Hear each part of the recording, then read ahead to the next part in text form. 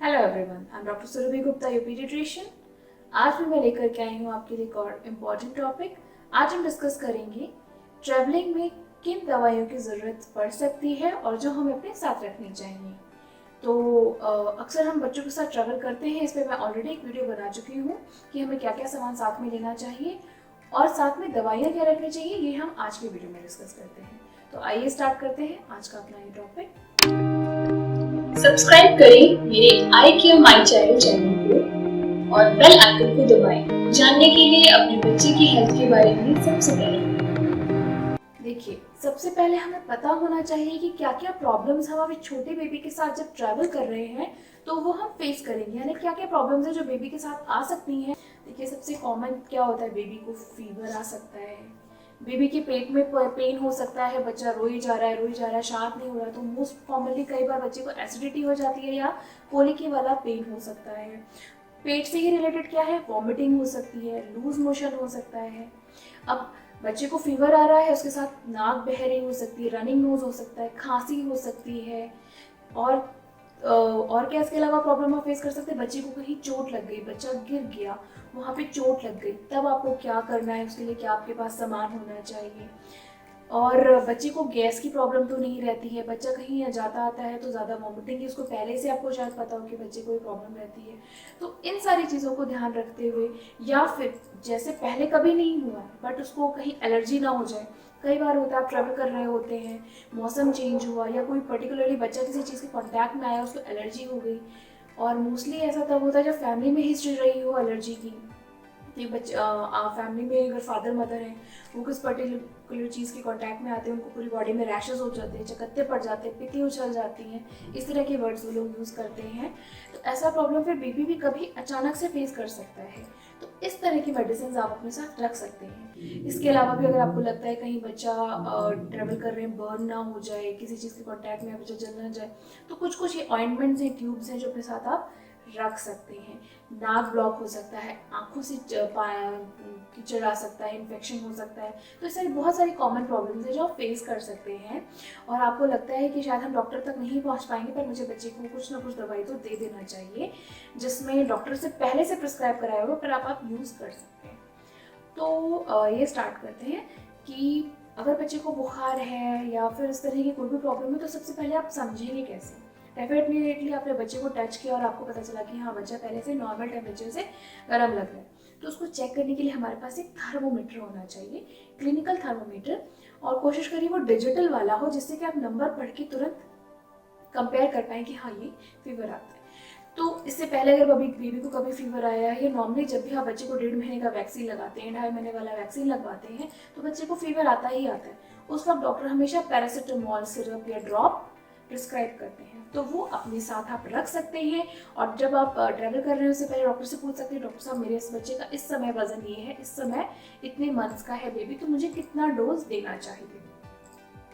तो वो आप स्लिप लगा करके अच्छे से उस पर लिख लीजिए, बुखार की दवा ये डोज देना है, दिन में कितनी बार मैक्सिमम दे सकते हैं। यूजुअली जो बुखार की दवाई होती है 6 से 8 घंटे के अंदर पे आप यूज कर सकते हैं।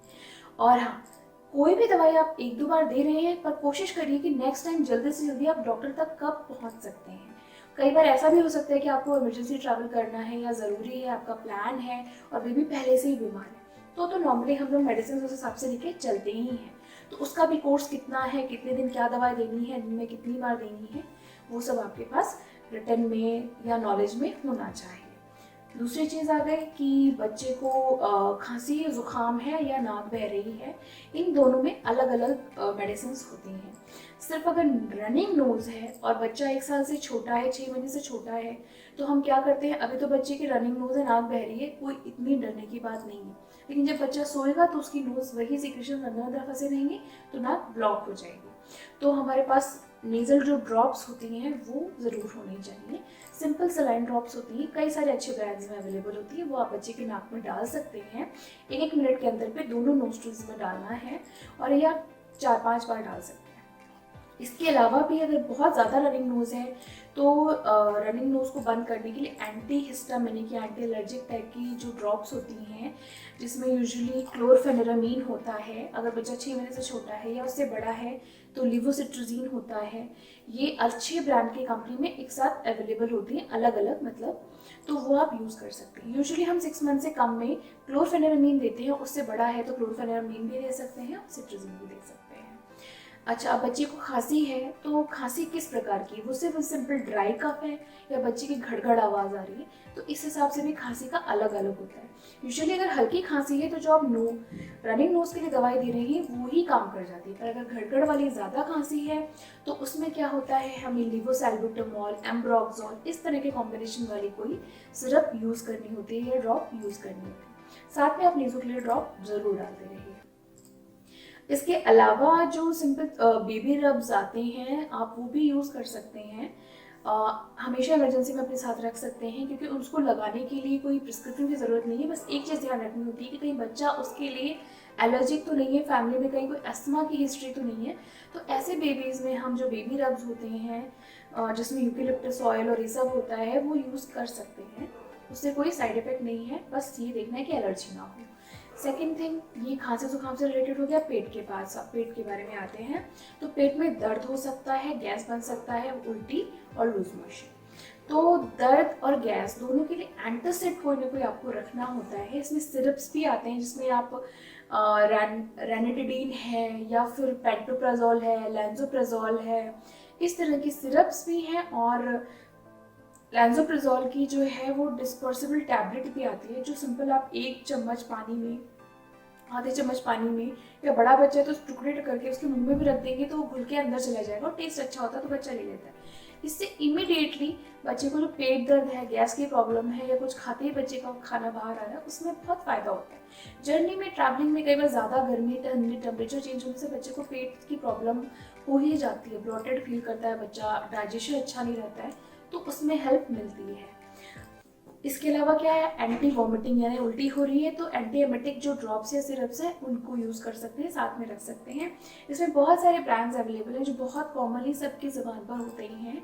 तो बीइंग डॉक्टर मैं यहाँ पे कोई ब्रांड को प्रमोट नहीं कर सकती, तो बस मैं आपको बता सकती हूँ उसमें ऑर्डेंसिट्रॉन है जो आप यूज़ कर सकते हैं, और डोमपेरिडॉन है वो आप यूज़ कर सकते हैं, ग्रेनिसिट्रॉन है वो अभी इतना ज़्यादा अप्रूव्ड नहीं है, लेकिन यूजुअली जो कॉमन दो है वो ऑर्डेंसिट्रॉन और डोमपेरिडॉन है जो आप ड्रॉप्स या सिरप्स में के फॉर्म में यूज़ कर सकते हैं। अब बस यही बात ध्यान रखनी कि हमें डोज कितना देना और कितने टाइम पे देना है। और यूजुअली जो वॉमिटिंग की ड्रॉप्स होती हैं, सिरप्स होते हैं, वो 8-8 घंटे के अंदर में आप यूज़ कर सकते हैं। अच्छा, इन दोनों ड्रॉप्स और सिरप्स को क्या कोशिश करना है कि खाना खाने से पहले देना है, क्योंकि बच्चों को अगर वॉमिटिंग का प्रॉब्लम है तो वो खाना खाने के बाद ज़्यादा करते हैं। तो खाना खाने से करीब आधे घंटे 20 मिनट पहले आप एंटासिड और वॉमिटिंग वाली दवाइयाँ यूज़ करें। साथ में छोटे बच्चों में अक्सर ये प्रॉब्लम होता है फोलिकी पेन, मरोड़ उठना पेट में, तो ये बहुत कॉमन प्रॉब्लम है। तो प्लीज़ मरोड़ की दवाई अपने साथ ज़रूर रखिए। अगर एकदम न्यूबॉर्न बेबीज़ होते हैं, वो 1-2 महीने की ही हैं, तो हम कोई हार्ड दवाई नहीं बोलते हैं प्रिस्क्राइब करने के लिए। इसमें क्या होता है, डिल ऑयल, सिनेमन ऑयल, इसका एक ना कई ड्रॉप्स आते हैं कई सारे ब्रांड्स के, उसमें ये होता है, तो वो हम बच्चों को यूजुअली देते हैं, उसी से बच्चे को आराम आ जाता है। तो कई सारे ब्रांड्स अवेलेबल है जिसमें ये होता है। कोशिश करिए बहुत छोटा बच्चा है तो कोई हार्ड मेडिसिन ना दें और हल्का ही मेडिसिन आपको देना है।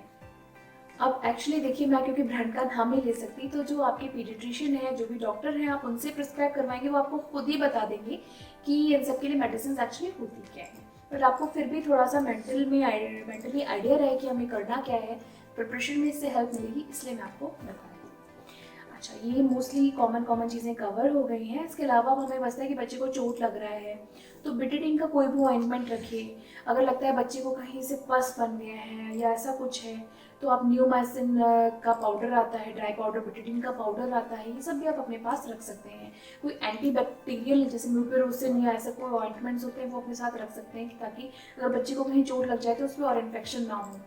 बैंडेड्स अपने पास रख सकते हैं, और अगर कॉटन बैंडेज ये सब भी चाहे तो रख सकते हैं। सेवलॉन है या उसको क्लीन करने के लिए, सब चीज़ें आपको अपने फर्स्ट एड एक बना करके किट ज़रूर रखना है जिसमें आपकी ये सारे मेडिसिन हों। और हाँ, अगर बच्ची को कहीं से अचानक से एलर्जी हो गई, कहीं पित्ती उछल गई, ऐसा लगा आपको कि अचानक से बच्चे की कहीं रेडनेस ज़्यादा हो गई किसी पर्टिकुलर पार्ट पे, तो उसके लिए आपको एंटी एलर्जिक सिरप्स जो होते हैं यूजुअली, जो रनिंग नोज के लिए मैंने आपको सिट्रोजिन बताया था, तो जो सिट्रोजिन है ये आपका इसमें भी फ़ायदा करता है एलर्जी में, तो वहाँ पे आप यूज़ कर सकते हैं। या फिर है हाइड्रोलिजीन करके भी ड्रॉप सिरप्स आते हैं, इसके लिए आप यूज़ कर सकते हैं। अगर आपको नाम नहीं भी याद रह रहा, लेकिन आप प्रॉब्लम को समझ लीजिए कि हाँ, मेरे बच्चे को ये सामने प्रॉब्लम्स आ सकती है, तो मैं इसके लिए अपनी तैयारी रखता हूँ। तो आपको मेडिसिन तो वैसे भी डॉक्टर बता ही देंगे, तो वो आप यूज़ करेंगे। अच्छा, कहीं बच्चा जल गया या कुछ भी ऐसा है, तो उसके लिए अपना सिंपल लाइक सिल्वरेक्स ऑइंटमेंट होता है या कुछ भी है, वो अपने साथ आप रखिए, उसको जब ज़रूरत पड़ेगा यूज़ करना है। बस ध्यान क्या रखना है, जब भी आप मेडिसिन ले रहे हैं उसकी एक्सपायरी डेट ज़रूर चेक कर लीजिए कि वो दवाई कहीं एक्सपायर तो नहीं होने वाला है, या कितने टाइम बाद एक्सपायर होने वाला है। अगर लगता है कोई टैबलेट का पता है, जैसे डिस्पोजेबल टैबलेट्स भी आते हैं, तो उसमें फट जाएगा, तो उसमें एक रैपर उसमें अलग से आप स्टिकर चिपका के रख लीजिए कि ये इसका एक्सपायरी डेट है, मैं तब तक ही यूज़ कर सकता हूँ। और हर एक की डोज का जरूर ध्यान रखिए, क्योंकि छोटे बच्चों में क्या होता है 0.5 ml को 5 ml, कई बार मेरे सामने भी पेशेंट्स ऐसे होते हैं, मैम आपने 0.5 बोला था, वो मुझे तो 5 ml ध्यान है, मैंने 5 ml दे दिया अपने बच्चे को। तो ये बहुत बड़ी मिस्टेक्स हो जाती है, तो डोज बहुत कंफर्म करके देना है, और प्रॉपर डोसेज देने वाला जो आपके पास ड्रॉपर है या स्पून है, जो भी आप यूज़ कर रहे हैं, और अच्छे से मार्क आपको पता होना चाहिए कि हाँ, इस मार्क का ये मतलब है। तो इन सब चीज़ों का अगर आप ध्यान रखेंगे तो आपकी जो जर्नी है वो ईजी हो जाएगी, बच्चे के साथ सफ़र है वो आसान हो जाएगा। और फिर भी मैं ये कहूँगी कि लास्ट में आपको जल्दी से जल्दी डॉक्टर के पास पहुँचना है, ताकि आपको सही सलाह सही समय पर मिल सके। होप ये वीडियो आपके लिए बहुत बहुत ज़्यादा यूज़फुल रहा होगा, क्योंकि मेरा भी बेबी है, मैं जब भी चलती हूँ, इवन बीइंग अ डॉक्टर, क्योंकि डेफिनेटली अगर मैं कहीं जाऊँगी तो मुझे रास्ते में ज़रूरत पड़ेगी, मैं हमेशा ही मेडिसिन अपने साथ ज़रूर रखती हूँ, और इससे मेरी जर्नी नो डाउट बहुत सिंपल हो जाती है और ईजी हो जाती है अपने बेबी को, क्योंकि अगर आप हैप्पी रखेंगे रास्ते भर, तो आप खुद भी हैप्पी रहेंगे और जर्नी बहुत ज़्यादा फ्रूटफुल साबित होगी। तो होप ये वीडियो आपके लिए यूज़फुल रहा होगा। जिनके भी छोटे बेबीज हैं उनको ये वीडियो ज़रूर फॉरवर्ड करिए। आपको ये पसंद आया तो इसे लाइक करिए, कमेंट में थैंक्स लिखिए, और अगर आपकी कोई भी क्वेरी है तो मेरी वेबसाइट पर जाकर आप पूछ सकते हैं। आज के लिए इतना ही। Thank you very much.